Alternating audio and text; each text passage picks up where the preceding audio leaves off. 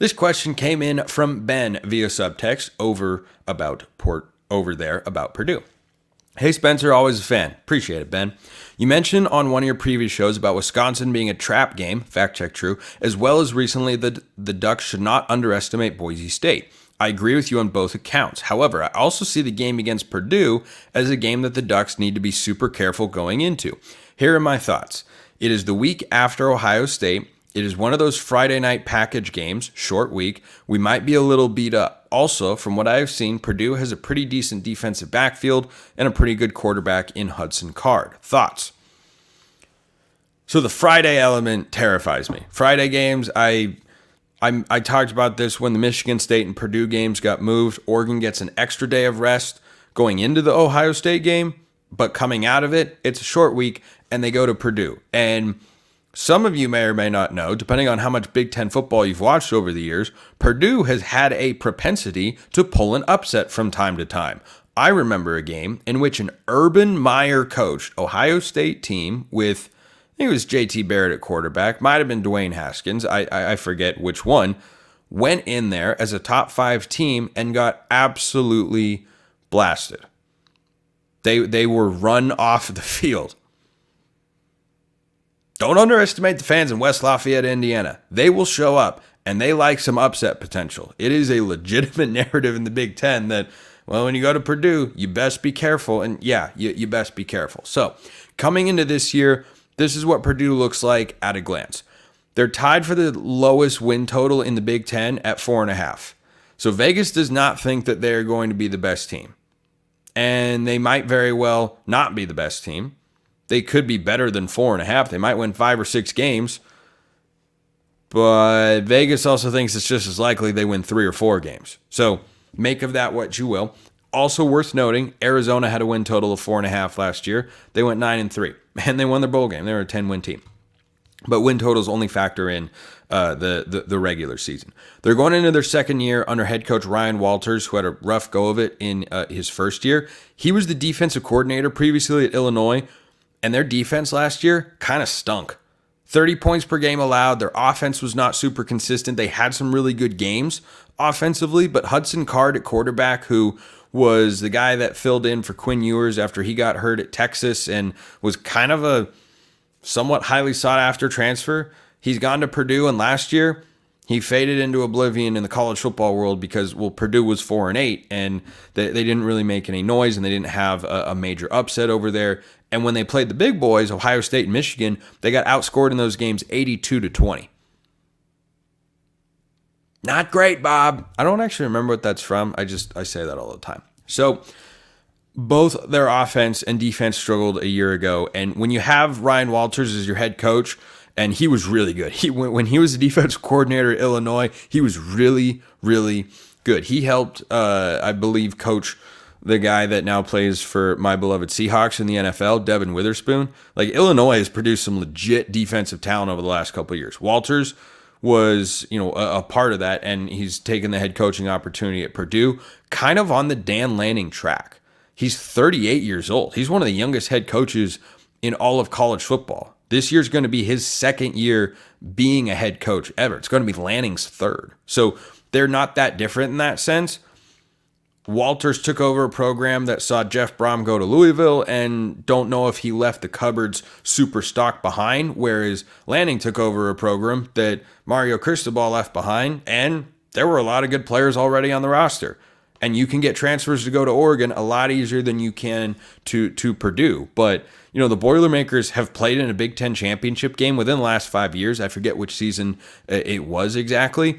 It was when Jeff Brom was there. He's a good coach, and he's at Louisville now. Got them to the ACC title game a year ago. Go figure. Oh, yeah, it was 2 years ago. Pretty sure it was 2 years ago that Purdue was playing in the Big Ten championship game. I want to double check that real quick because I'm pretty sure that's right. And, it's a program that doesn't have a particularly high ceiling or really high floor. They won their conference. They won the Big Ten East or whichever one was bad. And they got in, and then they got blasted by Michigan before they went to the playoff the first time around. But Hudson Card last year, 59% completion, 15 touchdowns, 8 interceptions. Pretty underwhelming. Like those numbers on the surface, pretty underwhelming. And they lost their top receiving option to Oklahoma. The guy's name is escaping me right now. He's a stud. He is an absolute stud. And he's going to go to Oklahoma, probably be Jackson Arnold's top target as they go into the SEC. So they've portaled better than you would probably think. And this is the encouraging thing if you're looking at this from the Boilermaker perspective. They have a top 30 recruiting class in 2024 after a 4-8 season, and they have a top 30 transfer portal class. They've got 18 transfers coming in. 4 of them are transferring over from Georgia. Oregon fans might recognize a couple of the names that were in there. I know I did. Nyland Green was a 4-star recruit out of high school, 4-star transfer per 24/7 Sports.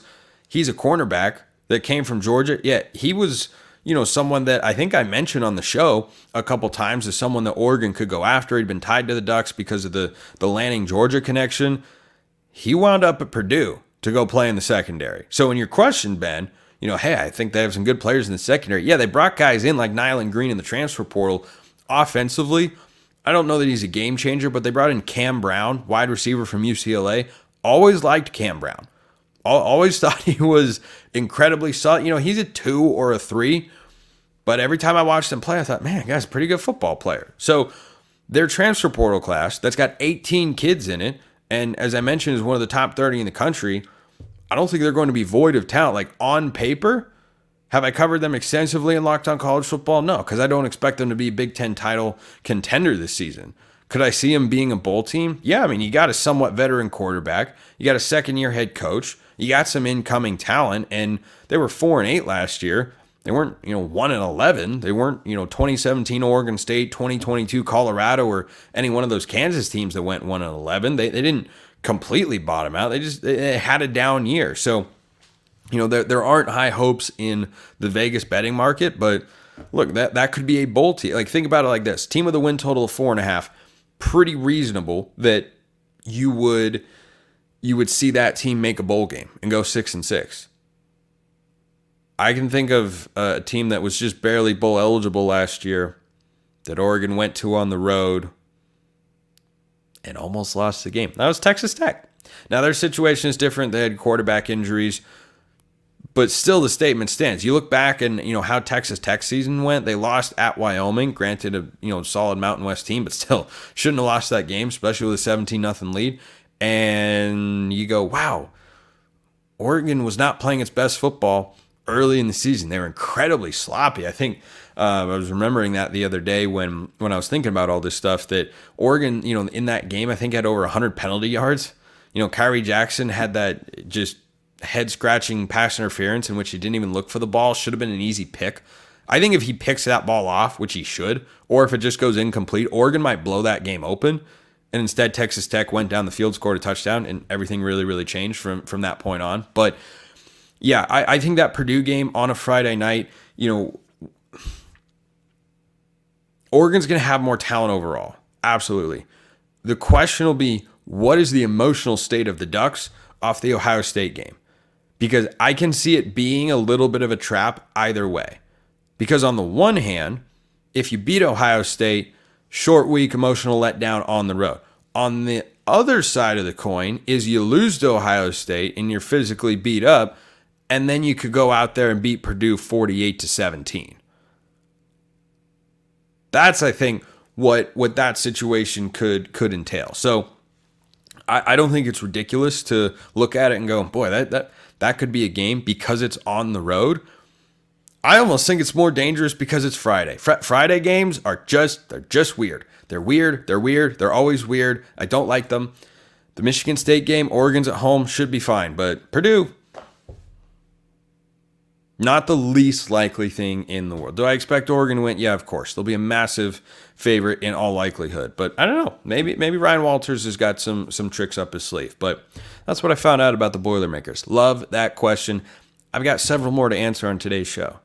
We cover a smattering of topics. So we'll go a little rapid fire. That's coming up next. This episode is brought to you by our friends at Game Time. Game Time makes getting NBA Finals tickets even faster and easier. Prices on the Game Time app actually go down, not up, down, the closer it gets to tip-off. With killer last-minute deals, all-in prices, views from your seat, and their lowest price guarantee, Game Time takes the guesswork out of buying NBA tickets, which is better for you. You can save up to 60% off buying last minute for sports, concerts, comedy, theater, whatever you are looking for, and their lowest price guarantee is a guarantee, or Game Time will credit you 110% of the difference. Take the guesswork out of buying NBA Finals tickets with Game Time. Download the Game Time app, create an account, use code LOCKEDONCollege for $20 off your first purchase. Terms apply. Again, create an account, redeem code LOCKEDONCOLLEGE. That's LOCKEDONCollege for $20 off your first purchase. Download Game Time today. Last minute tickets, lowest price guaranteed.